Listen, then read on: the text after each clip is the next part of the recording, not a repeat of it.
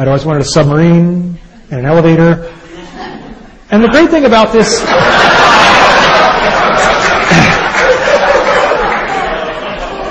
What can I say?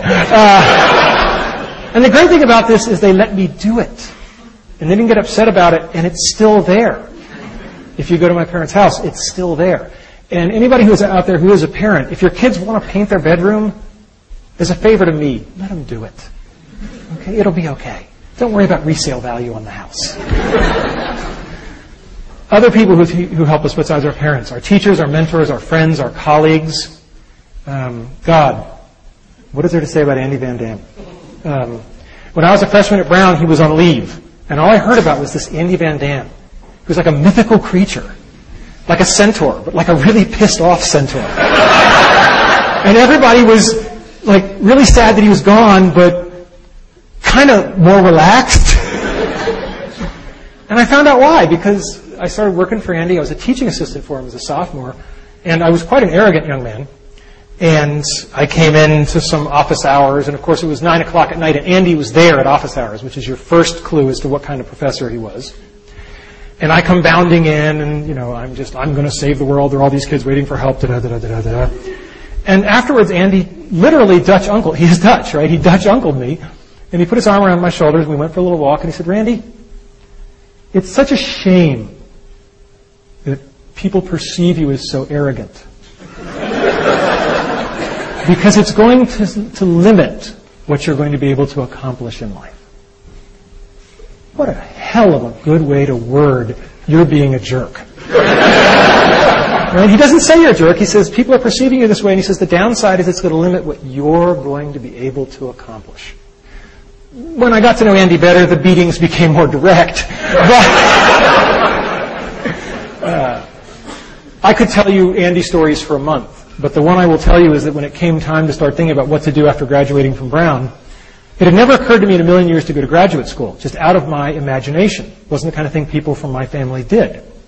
We got, jobs.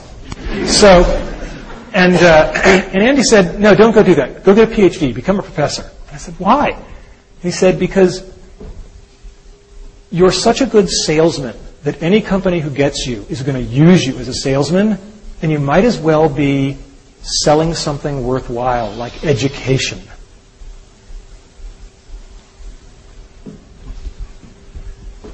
Thanks.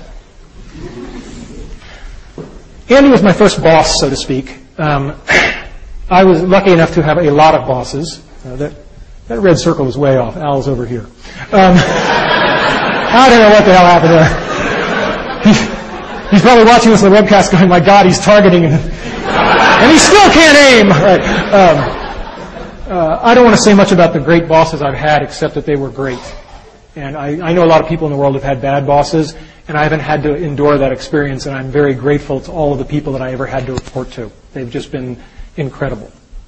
But it's not just our bosses. We learn from our students. I think the best head fake of all time comes from Dr. Caitlin Keller. Who just finished up here and is starting at Washington University. And she looked at Alice when it was an easier way to learn to program, and she said, yeah, but why is that fun? I was like, well, because I'm a compulsive male, like to make the little toy soldiers move around by my command, and that's fun. She was like, and she was the one who said, no, we'll just approach it all as a storytelling activity. And she's done wonderful work showing that, particularly with middle school girls, if you present it as a storytelling activity, they're perfectly willing to learn how to write computer software. So, all-time best head fake award goes to Caitlin Keller's dissertation.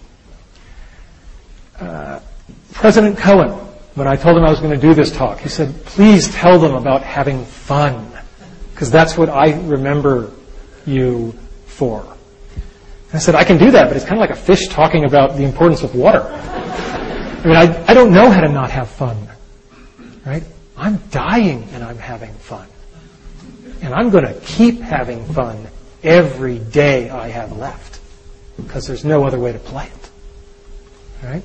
So my next piece of advice is, you just have to decide if you're a Tigger or you're an Eeyore. I think I'm clear where I stand on the great Tigger-Eeyore debate. Never lose the childlike wonder. It's just too important. It's what drives us. Help others. Denny Prophet knows more about helping other people. He's forgotten more than I'll ever know. He's taught me by example how to run a group, how to care about people. M.K. Haley, I have a theory that people who come from large families are better people because they've just had to learn how to get along. M.K. Haley comes from a family with 20 kids. Yeah, unbelievable. And she always says it's kind of fun to do the impossible. When I first got to Imagineering, she was one of the people who dressed me down. And she said, I understand you've joined the Aladdin Project. What can you do? And I said, well, I'm a tenured professor of computer science. And she said, well, that's very nice, Professor Boy, but that's not what I asked. I said, what can you do?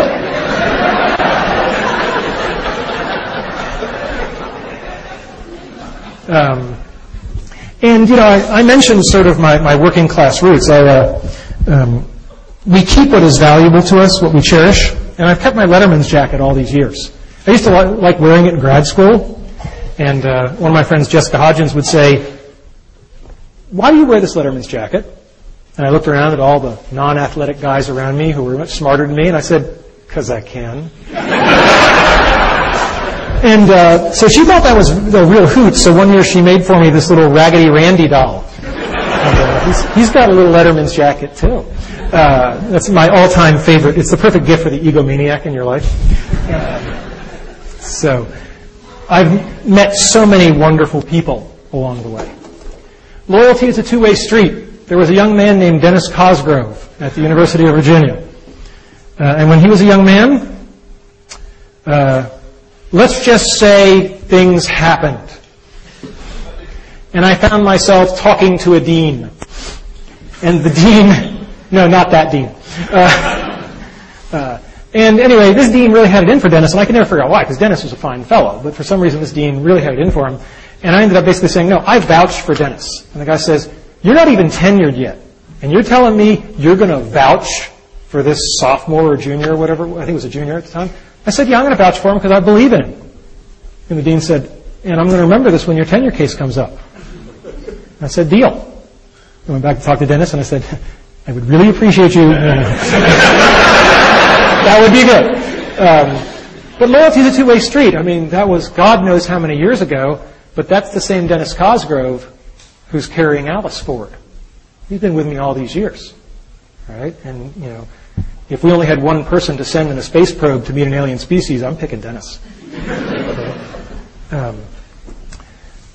You can't give a talk at Carnegie Mellon without acknowledging one very special person, and that would be Sharon Burks. I joked with her. I said, well, look, if you're retiring, it's just not worth living anymore. Sharon is so wonderful, it's beyond description. And for all of us who've been helped by her, it's just indescribable.